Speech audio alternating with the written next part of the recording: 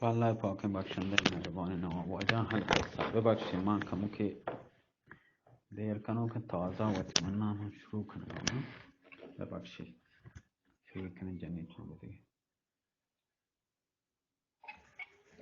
من طبیعتون زبر نه ولی پس شما باور کنید قصه دارم من کم که حالت تعو هستین شانه میشم آب لیمبو ورگو آب لیمبو واد و آب کتگو ورگو زبر نام کم که مرچی حالا خوب نه ولی شما دوستی ها چون ده کسه ما شما جنام حالا زب نه زبر نام مرچی من طبیعت چکم که بگرده شما دوست لقمه گشتر نواب بالخیر شما دوستی یعنی ما حرفم ببینده بتونه جای دست برسی کسه انشالله نیم کپی پر شما دلا باش کنید جنی تون بگیم سلامت باد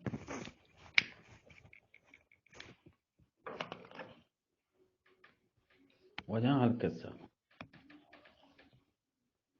نیم شما وجه بشیده سرجنگا روچه یعنی درایگا دو لشکر چون دو دریا جوشان دریا چطور درایگا روچه که هر دو لشکر چون مثل دریای پیما جوش آبی که چرا آسی رو کنستو جوش و جوشان و خروشان با موج چوستو دریا مست می موج جن چو موج جنگادن و جوش ورگا دریا نه دریا که آب نه گوات جن شمال وشیم موج جن موج با جوشا درد کرتا موج جنگه و موج جنگا درد کن نکیبان لشکر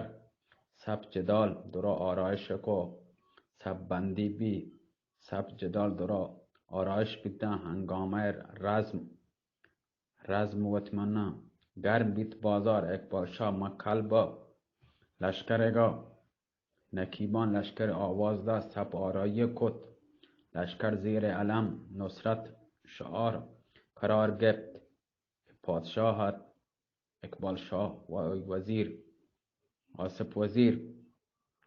زیر و اتمنى علم قرار گرفتند سپاه سالانه هر یک که بود لشکر آماده کتند سنبینتند سپارایی کتند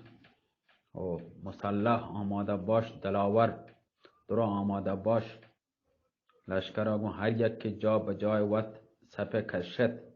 ملک ارسلان نامدار گرک دریا آهن پولاد پشت جا به جای سپه کشد ملک ارسلان نامدار گرک دریا آهن پولاد پشت سر سپاه سوار مرکب اوشتاد چم می به معرکه جنگ جاگه چم کارزاری دودکا چارتی که یه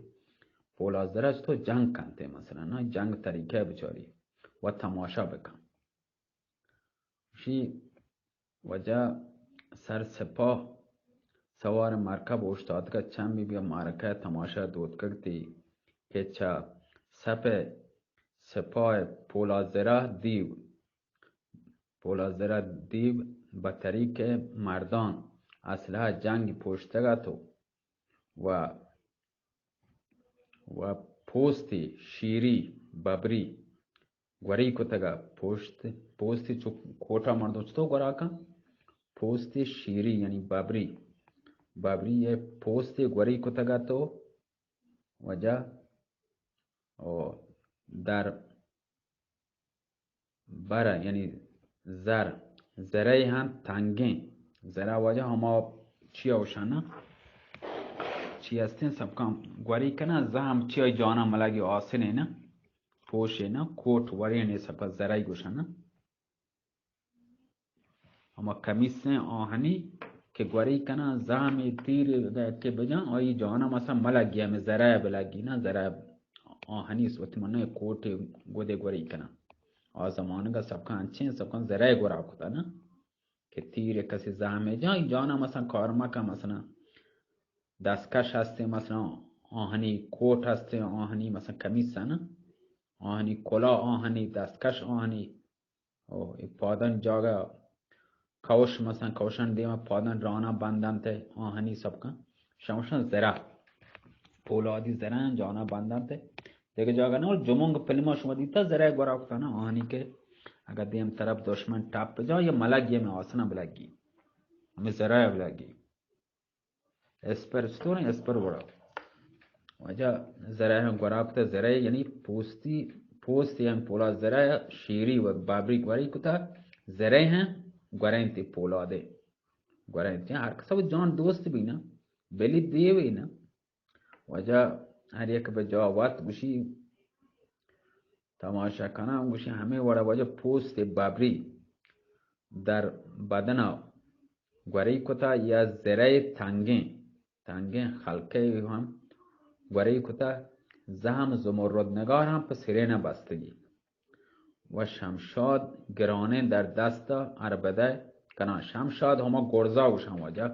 گرز مزنی ٹیرری هم دستانی تی که هر کبه سری بجانا گرزی نه زهمی گونی تی زهم زمرد نگار و سرین بستگی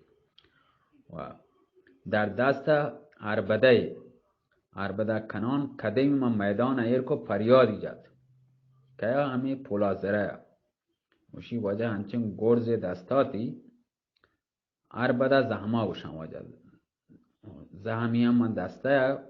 کدیم من میدان ایر کو پولا زره فریاد ایجاد ای اقبال شاه کجا زهره کجا قدرت دل جگر زهره یار تی با آبی تک که چه شهرت لشکر حرکت داتا با جنگ منگ قدم ایر کتا مگا عقل چتی سرا بدر ربطت را عقل نی بیوشه یا منا پجانه آره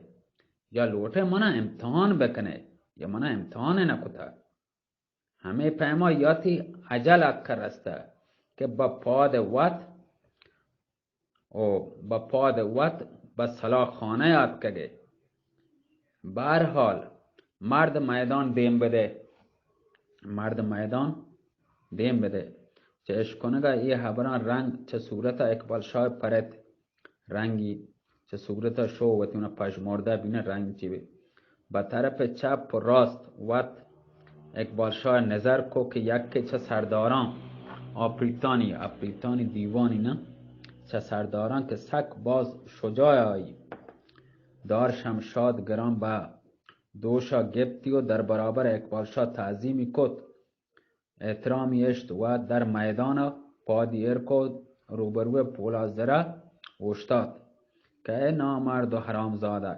تو چه کتا که ای اندازه وطا مغرور در سپ میدان با پادشاهان ناسزا و وطمن زاده سلین حور کنه بگرچه دست من دار شمشاد وجه شمشاد یعنی هما گرزا گوشی که حواله فرق پولا زره کد دن اپریتا دست با برزا پولا زره شمشاد گوشی وجه پولا زره دار شمشاد با یک طرف دور دستی با زهما زمرد نگاره برد تیگی گوشی برک تیگ یعنی تیگ یعنی همین زمرد نگار زهم چمکا گیا نه زهمی در کو به یک طرفی چه آیه وطمن همه دست برزا برده که زهما وطمن هما گرزا پولا زره سرا بجان پولا زره پیش کپ زهمی چای بغل چرا یعنی آیه انگا زهم پولا زره سرا نیاد که بغل چرا و زهمی جا آیه این بغل چرا جتی زیر بغلی جات چه گلافت چه کشتی تیگا اوشی بات که جانی گروه کی وا که سرو آی دست با یک ذره یعنی یا متری اندازه با هوا یعنی چست بود تیگ که پولا زره همه زمرد نگاره بغل چرای دست چست که سری بجم پولا زره زهمی برده که برزا دستی که برزا پولا زره و زهم کشه یعنی زهمی انچو جای دستی که برزا بغل چرا نه یکن دست گو سرا بریتی که به هوای یک زرین یک متر شو به هوای کپت په زمین نه پولا زره ما بالاخره وشی سر و دستی یک ذره به هوای بلند بیتن بگواتا برزا هوایشتن چه جان امیر ارسلان چه دل امیر ارسلان و دل یعنی آفرین گوشت. پولا زره مرد دیگه طلب کو. آپریت دیگری قدم میدان ایر کو. کشک بی. حال کسا دن روچ ایر روگا 13 نفر چه آپریتان مدنین دلاوران شجاعان آپریتان ملک اقبال شاه به دست پولازره کشک بیتن. یکی روچه 13 دانه آپریت پولازره کشت. دن وقت روچ ایر روگا غروب آفتابا یعنی روچ ایر روگا روچ زرده. اقبال شاه به خاطر پریشان وجه گوشت تابل بازگشت جت و 2 لشکر به طرف آرامگاه ها وطیات کن. ملک اقبال شاه دست به امیر ارسلان گرفت با آصف وزیر داخل پرده بیتن به دور بستر شمس وزیر نشتن. یعنی شمس وزیر انگونه به دور بستر شمس وزیر نشتن تو اقبال شاه گو پرزن جنگ و زهر به دست ای حرامزاده که تو تماشا کن. ملک ارسلان گوشت هو الحق ای سکن شجاعی مرده لیکن چه وضع زهم جنگاشیه حسون کد گمان ندارم در سپاه شما هیچ کس ای زور و بازو داشته ببی که بتون گواهی مقابله بکن. اقبال شاه گوشت منم گمان ندارم در تمام دنیا کسی ببی که تا میدان ای حرامزاده گا بدارید یعنیش دیما بوشی مرچی در رب یعنی نیم تیما رب تیما مسکون طرف مقابله نداتی جوان بیا راضی ببه ترا به دست یا پریت دون که بروم ترا ببا حیب چتی جوانی نه به خاطر من ناحق به دست پولازره کشک ببه. امیر ارسلان گفت پادشاه مدت 20 روز هستن که من خدمت شما هستم. هرچی من شما نصیحت کتا فایده نیست پرچه بیخوده و تا درد سرده.